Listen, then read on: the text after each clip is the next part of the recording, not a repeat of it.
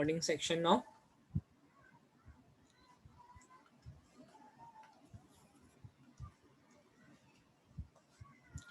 खाली बस आप नोटबुक आपकी ओपन रखिए, बाकी सब टेक्स्ट बुक वेकबुक सब बंद कर दो. एग्जाम्पल लेता हूं मैं. First question, how much heat energy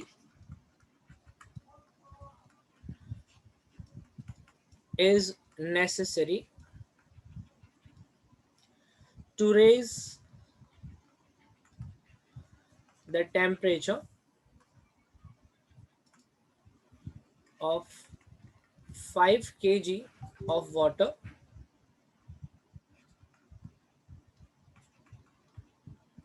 from 20 degree Celsius to 100 degree Celsius. ठीक है, क्वेश्चन को समझने का प्रयत्न करते हैं.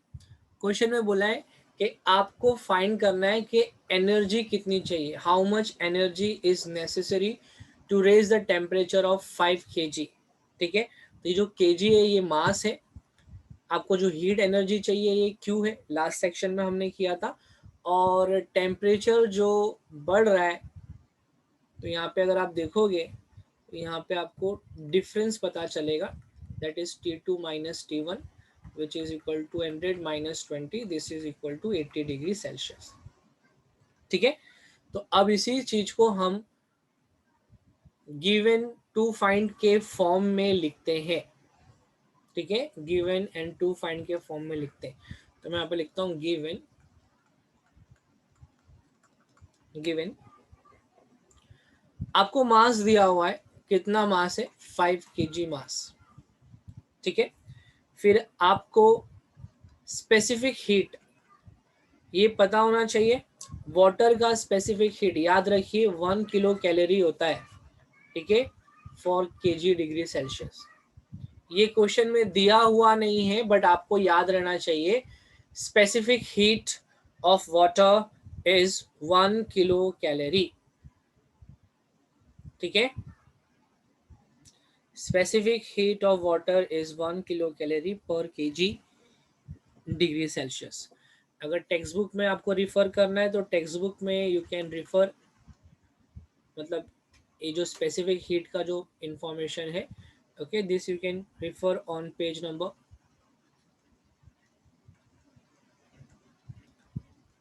68. ठीक है, अभी मत रिफर करो, बाद में रिफर करना. ओके, तो मास हमें दिया हुआ है. मास के साथ में आपको स्पेसिफिक हीट कैपेसिटी पता होना चाहिए वाटर की, वो मैंने लिख दिया है.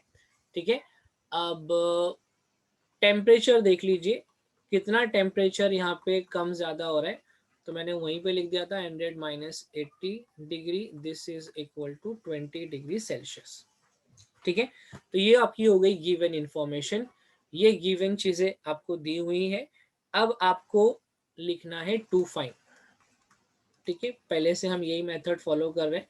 गिवन लिखो, टू फाइंड लिखो. अब क्या फाइंड करना है?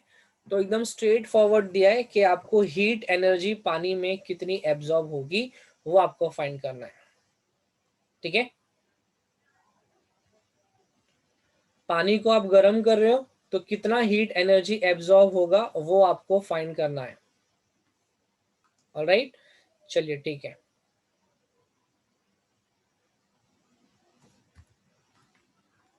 ये शायद 20 है, यहाँ पे हमने लिखा है 20, तो this will become 80 degree Celsius. Okay, 100 minus 20 degree. ठीक है, चलिए.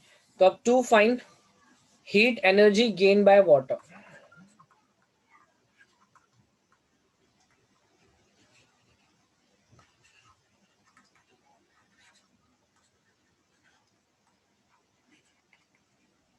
ठीक है, सिंबॉलिक फॉर्म में Q लिखा जाता है, तो मैंने Q लिख दिया है वहां पे. अब हम लिखेंगे फॉर्मूला. तो हमारा फॉर्मूला क्या है? फॉर्मूला मैंने आपको बताया था. To find the heat energy absorb और loss, Q is equal to M into C into delta T. अब तीनों वैल्यूज को मैं यहाँ पे डाल दूंगा. लाइक M ये 5 है, C 1 है, और डेल्टा टी का वैल्यू 20 डिग्री है. Correct.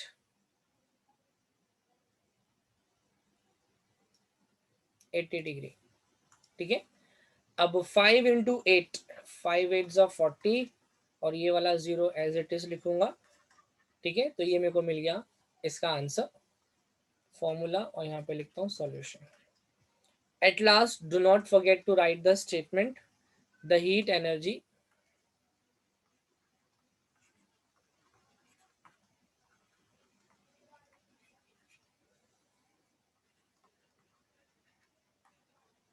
necessary to raise the temperature of water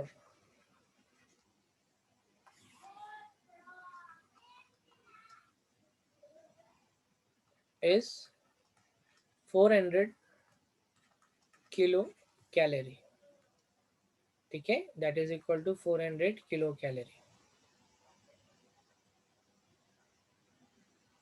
ठीक है। चलिए ये आप लोग फटाफट कॉपी कर लीजिए।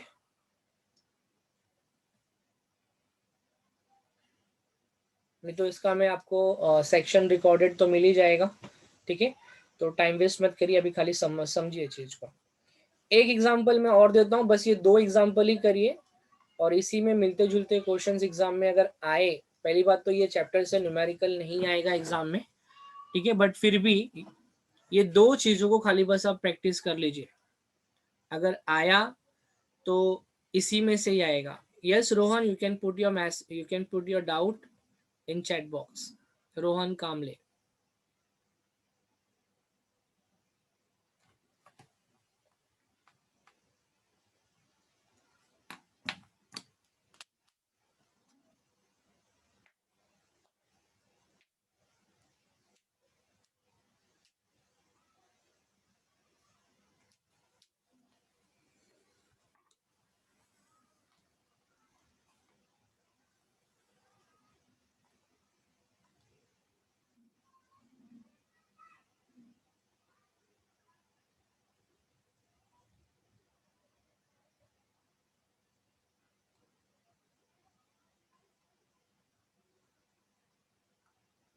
डेल्टा का वैल्यू कैसे फाइंड करना है, देखिए यहाँ पे ये जो डेल्टा टी है मतलब डिफरेंस इन टेम्परेचर, ठीक है। तो एक टेम्परेचर आपको कितना दिया है 100, दूसरा टेम्परेचर कितना दिया है 20, दोनों को माइनस करो, जो आंसर आएगा वही आपका डेल्टा टी है।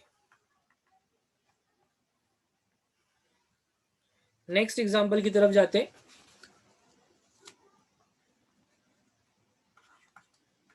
क्वेश्चन लिख देता हूं मैं, a copper sphere of 100 gram mass is heated, उसको मैंने हीट किया है, ठीक है। इतना हीट किया है कि उसका जो टेम्परेचर है वो रेज हो गया, raises its temperature to 100 degree Celsius, और फिर उसके बाद में मैंने उसको रिलीज कर दिया पानी में, एंड इज रिलीज्ड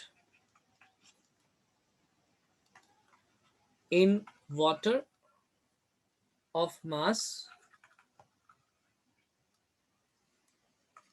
195 ग्राम, ठीक है।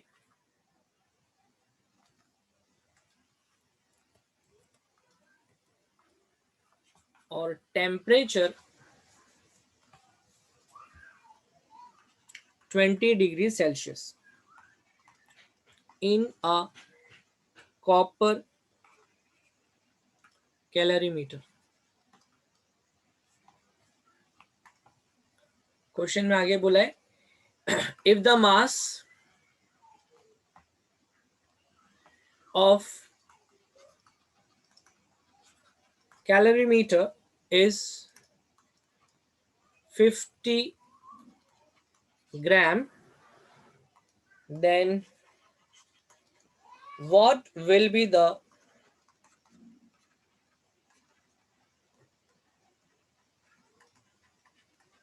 maximum temperature of water? Okay, what will be the maximum temperature of water? Question को मैं थोड़ा रुक के और एक्सप्लेन करता हूँ। एक कॉपर स्पीयर है, ये कॉपर स्पीयर है, ठीक है। इसका ग्राम कितना है, तो लिख देता हूँ 100 ग्राम,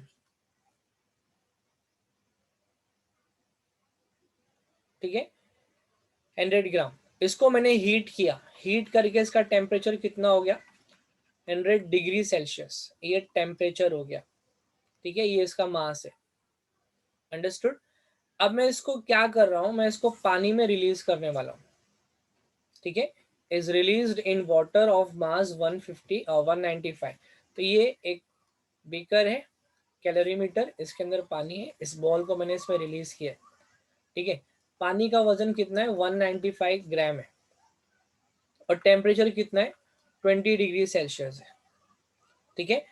अब मुझे फाइंड ये करना है मुझे फाइंड ये करना है कि यहाँ पे पानी का टेम्परेचर जो है कितना रहेगा, फाइनल टेम्परेचर, इसको इसमें डालने के बाद वाटर का टेम्परेचर कितना रहेगा, वो मुझे फाइंड करना है, ठीक है। सिंपल सा क्वेश्चन है, गिवन लिख देता हूं पहले मैं,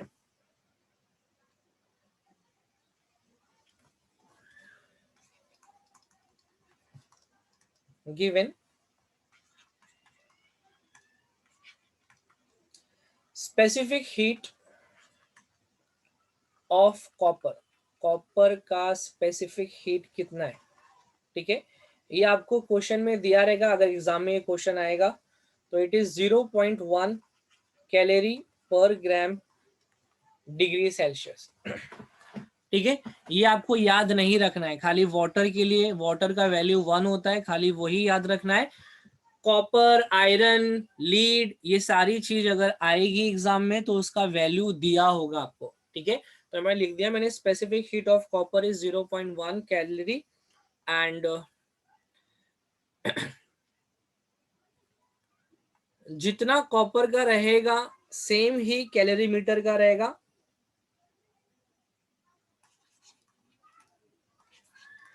क्योंकि वो भी कॉपर से ही बना है। Specific heat of calorie meter is equal to 0.1 calorie per gram degree Celsius, ठीक है। अब मुझे फाइंड क्या करना है, फाइंड मुझे करना है कि जो हीट है, ठीक है, किसकी हीट की बात कर रहा हूं, जो स्पीयर बॉल है, तो हीट लॉस बाय स्पीयर, और I can write solid ball, ठीक है, या solid object is equal to heat gain by, जितना देखो हीट वो लॉस करेगा उतना हीट गेन करेगा water, gain by water in calorimeter, plus heat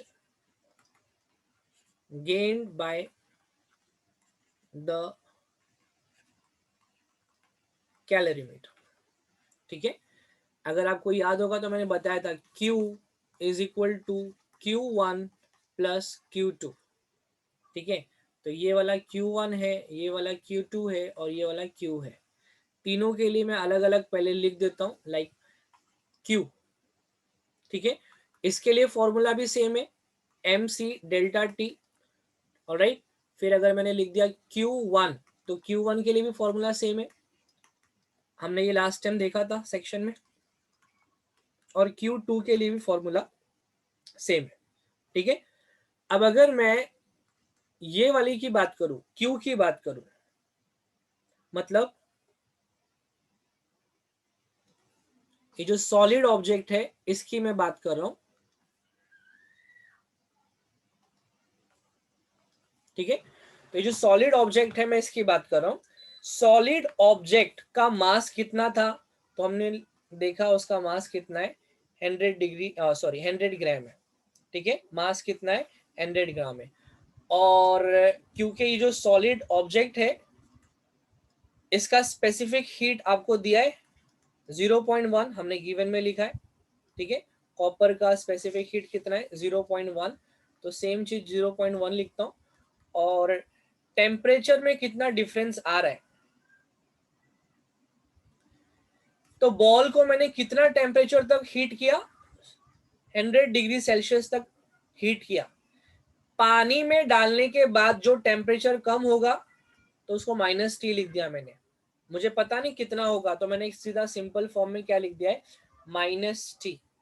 ठीक है, उसी प्रकार सेकेंड वाले का वैल्यू भी मैं लिखता हूं। सेकेंड वाला क्योंकि पानी है ना, heat gain by water Q1, और मैंने पानी का वजन यहाँ पे कितना दिया है, 195। ठीक है, यहाँ पे भी लिखा है मैंने 195, तो मैं यहाँ पे लिखता हूँ पानी का वजन मतलब मास 195, और पानी का स्पेसिफिक हीट आपको याद रखने बोला है, कितना होता है 1, करेक्ट। और यहाँ पे टेम्परेचर कितना बढ़ेगा, तो मैं यहाँ पे करता हूं T, जो बड़ा अमाउंट है, -20 डिग्री सेल्सियस। ठीक है, अगर ये चीज समझी होगी तो आगे मैं आपको एक्सप्लेन करता हूं। यहाँ पे आ जाइए। ठीक है, देखो ऑलरेडी कितना टेम्परेचर है, 20 डिग्री है। बॉल को डालने के बाद, ठीक है, बॉल को डालने के बाद टेम्परेचर जो बढ़ जाएगा, तो बॉल का जो भी कुछ टेम्परेचर रहेगा, ठीक है, बढ़ जाएगा। तो बड़े हुए अमाउंट में से छोटे वाले को माइनस करोगे तो फाइनल टेम्परेचर मिलेगा। ठीक है, मैं वापस रिपीट करता हूं, गरम गरम बॉल को जब इसमें आप डाल दोगे तो इस पानी का टेम्परेचर बढ़ जाएगा। ठीक है, कितना बढ़ जाएगा, लेट्स से T। ठीक है, T, अंडरस्टूड। तो बड़े वाले वैल्यू से छोटे वाले को माइनस करना है, क्योंकि हमें डेल्टा T फाइंड करना है। तो 20 तो ऑलरेडी दिया है, तो T-20 लिखूंगा मैं, तो यहाँ पे T-20 लिखा मैंने। सिमिलरली मुझे मास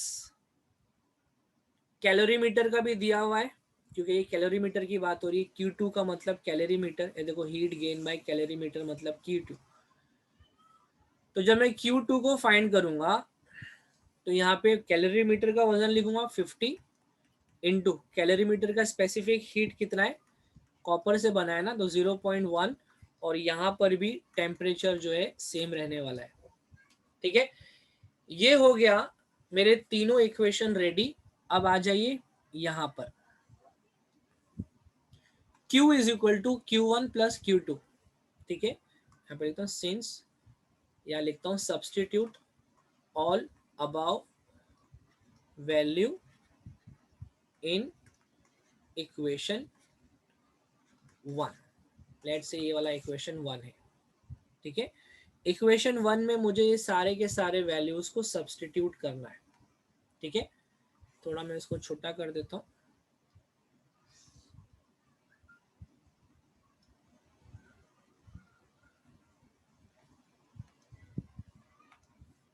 ओके, तो मेरा इक्वेशन 1 क्या था, Q is equal to Q1 plus Q2। ये मेरा इक्वेशन 1 है। अब मुझे क्या करना है, Q के प्लेस पे Q की वैल्यू लिखना है। तो Q की वैल्यू कितनी है, Q की वैल्यू है 100 into 0.1 into,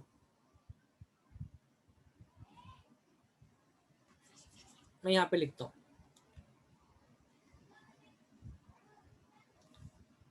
Q is equal to Q1 plus Q2। तो Q का वैल्यू कितना है, 100 into 0.1 into 100 degree Celsius minus T। ठीक है, डिग्री सेल्सियस मैं भी मतलब नहीं लिखूंगा, खाली 100 लिखूंगा। So 100 minus T, this is equal to Q1। Q1 का मतलब इसकी बात हो रही है, कितना है वो, तो वो भी लिखता हूं मैं यहाँ पे 195। ठीक है, इंटू 1 इंटू T-20। ठीक है, फिर बीच में प्लस साइन है, यहाँ पे देखिए बीच में प्लस साइन है, तो प्लस साइन का इधर प्लस लिखता हूं। ठीक है, और प्लस Q2, तो Q2 कितना है, देखो Q2, ये वाला वैल्यू Q2 है, तो यहाँ पे लिखता हूं मैं 50 into 0.1 into T-20 into T-20। ठीक है, सिंपल। यहाँ पे मैंने वैल्यूज को सब्सटीट्यूट कर दिया है।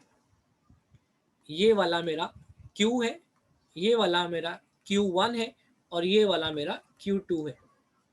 ठीक है, अब मुझे इसको सिर्फ सिंप्लीफाई करके सॉल्व करना है, बहुत ही सिंपल है, सिंप्लीफाई करके सॉल्व करना है। ठीक है, चलिए सिंप्लीफाई करता हूँ। सिंप्लीफिकेशन करने के लिए पहले मैं राइट हैंड साइड को देखता हूँ, तो लेफ्ट हैंड साइड मेरा ऐसे ही रहने दो। ठीक है, लेफ्ट हैंड साइड में भी 0.1 को 1/10 लिख दिया मैंने। ठीक है, 0.1 को 1/10 लिख दिया, तो ये वाला 0 ये वाला 0 कैंसिल हो जाएगा। This is equal to 195 into 1 is equal to 195। ठीक है, ब्रैकेट में t-20 बराबर, और प्लस 50 इंटू 0.1। अगेन 0.1 को अगर 1/10 लिखा तो 50 का 0 और नीचे 0 कट हो जाएगा, खाली 5 बचेगा, इंटू t-20। ठीक है, अब करना क्या है, t-20 कॉमन है, बाहर निकाल दिया, अंदर बचा 195 प्लस 5, करेक्ट, और यहाँ पे सिर्फ 10 बचा, और 100 माइनस टी, 100 माइनस टी। ठीक है, अब देखिए इधर वापस सेम ही लिखता हूं मैं, 10 bracket 100 minus T is equal to t-20, 195 और 5 कितना हो गया, सो ये हो गया 200। ठीक है, कितना हो गया, 200, करेक्ट, इनटू ये मल्टीप्लायर है, वहां जाएगा तो डिवाइड हो जाएगा, तो मैं यहां पे लिखता हूं 200 डिवाइडेड बाय 10, 0 0 कट, ये ब्रैकेट। ठीक है, यहाँ पे आ जाइए, 100 minus T is equal to t-20 bracket, bracket के बाहर इंटू 2020। ठीक है, अब देखिए मैं ब्रैकेट को ओपन करता हूं, तो 220 इंटू टी, 20t माइनस 2 2 जा 4, तो ये हो गया 4 और 2 0, और यहाँ पर है 100 माइनस टी। ठीक है, टी और टी को साथ में लेके आइए, दूसरा कलर यूज करता हूं,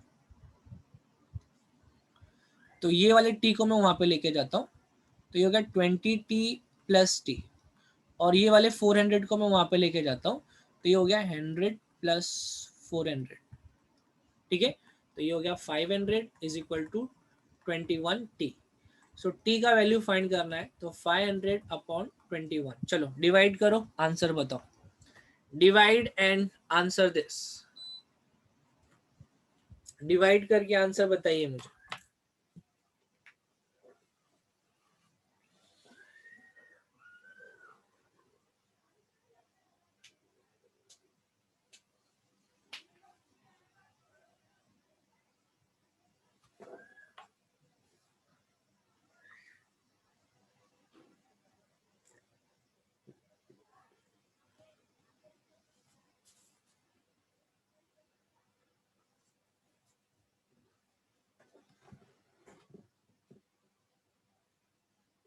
ओके, बहुत सारे लोगों ने करेक्ट आंसर बताया, आंसर है 23.8। ओके, 80 भी करेक्ट है, किसी किसी को 81 आंसर आया। ओके, 81 भी करेक्ट है। लास्ट में स्टेटमेंट आप लिख लेना। ठीक है, therefore heat loss by solid object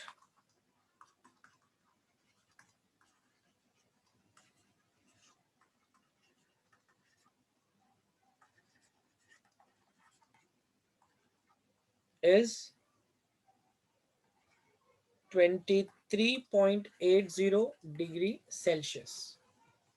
ठीक है, खाली इतना ही आपको करना है, बार बार बता रहा हूं मैं, ज्यादा न्यूमेरिकल की तरफ ध्यान मत दो इस चैप्टर में, और फर्स्ट चैप्टर में भी न्यूमेरिकल की तरफ ज्यादा ध्यान मत दो। सिंपल सिंपल चीजें अच्छे से करिए, पेपर बहुत ही इजी रहने वाला है। ठीक है, बिल्कुल भी ना उम्मीद मत हो, पेपर बहुत इजी रहेगा, लेकिन पढ़ाई तो करना पड़ेगा, इजी पेपर अटेम्प्ट करने के लिए पढ़ाई करना पड़ेगा। ठीक है। तो एकदम डिफिकल्ट डिफिकल्ट चीजों पे मत जाइए, सिंपल सिंपल चीजों को अच्छे से प्रैक्टिस करिए, ठीक है। इस चैप्टर में से इंपॉर्टेंस मार्क कर लीजिए, बता देता हूं मैं आपको।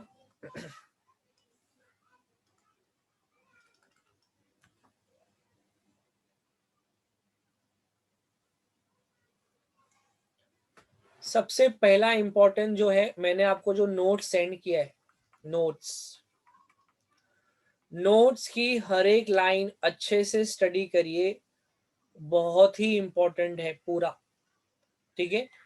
इसके अलावा इस चैप्टर में से एग्जाम में आने के चांसेस डेफिनेशंस के हैं, ठीक है, और गिव रीजंस के। डेफिनेशंस, गिव रीजन, क्योंकि ये चैप्टर में गिव रीजन बहुत सारे, ठीक है। तो गिव रीजन और चैप्टर्स वाला डेफिनेशन जो है अच्छे से करिए। न्यूमेरिकल्स मैंने जितना कराया है उतना ही करिए, उससे ज़्यादा न्यूमेरिकल्स करने की ज़रूरत फिलहाल नहीं है, ठीक है। टेंशन बिल्कुल मत लीजिए, आपके जितने दिन बचे हैं एग्जाम्स के, वो दिन को कैलकुलेट करिए और नंबर ऑफ सब्जेक्ट्स से डिवाइड कर दीजिए, आपको कुछ अमाउंट मिलेगा, उतने दिनों में आपको पर सब्जेक्ट कंप्लीट करना है, ठीक है। तो एक 5 डेज का भी टाइम आप दोगे,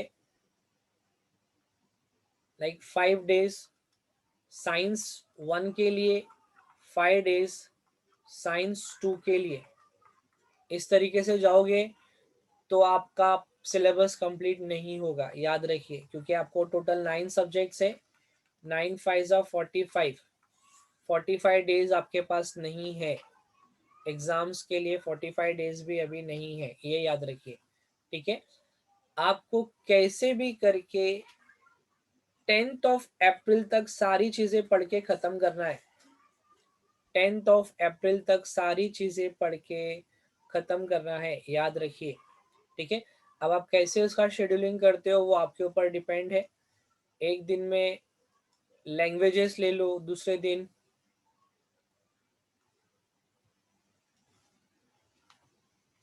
1 डे फॉर लैंग्वेज, ठीक है। Then second day again for language, जैसे कि यहाँ पे हिंदी ले लिया, इधर मराठी ले लिया, और थर्ड डे को आप इंग्लिश ले लो। फिर 2 दिन साइंस को दे दो, साइंस 1, ठीक है। फिर टोटल 3 दिन दे दो, साइंस 1 प्लस साइंस 2 दोनों को मिला के। फिर 3 दिन दे दो मैथ्स के लिए, शायद मैथ्स 3 दिन बहुत ज्यादा बता दिया, 2 दिन में हो जाना चाहिए, ठीक है। 3 days for maths and 2 days for SS, बस कितना हो गया, 3 3 3, 9 10 11 12 13 14, फिर भी 14 डेज का बैठ रहा है आपका। तो अगर आप आज या कल से स्टार्ट करते हो तो 10 अप्रैल तक आपका ये 14 डेज में सारी चीज खत्म हो जाएगी, ठीक है। नेक्स्ट वीक पे मैं आपको कुछ टेस्ट सीरीज देने वाला हूँ, टेस्ट सीरीज का टाइम टेबल मैं कल आपको सेंड कर दूंगा। तो नेक्स्ट वीक में अपना टेस्ट रहेगा हीट चैप्टर का, अच्छे से करिए, ओके। टेस्ट में ऑब्जेक्टिव्स में पूछने वाला हूँ, और उसके बाद में ये मतलब जो कमिंग वीक है इसमें खाली आपका एमसीक्यूज बेस्ड क्वेश्चन रहेंगे, और उसके नेक्स्ट वीक में मैं आपको paper 1 paper 2 similarly maths 1 maths 2 science 1 science 2 maths 1 maths 2 का प्रीलियम पेपर सेंड कर दूंगा, उसका टाइम टेबल भी दूंगा मैं आपको, कौन से दिन पे कैसा रहेगा, ठीक है। वो आपको करके सेंड करना है मुझे, alright. I and the meeting here now, and इसका रिकॉर्डेड सेक्शन में आपको भेज देता हूँ, ऑलराइट, ताकि आप न्यूमेरिकल्स का पार्ट कंप्लीट कर लें, ओके। क्वेश्चन बैंक साइंस का अभी रिलीज नहीं हुआ है, डोंट वरी, मैं आपको अपडेट करूंगा, ओके। Bye everyone.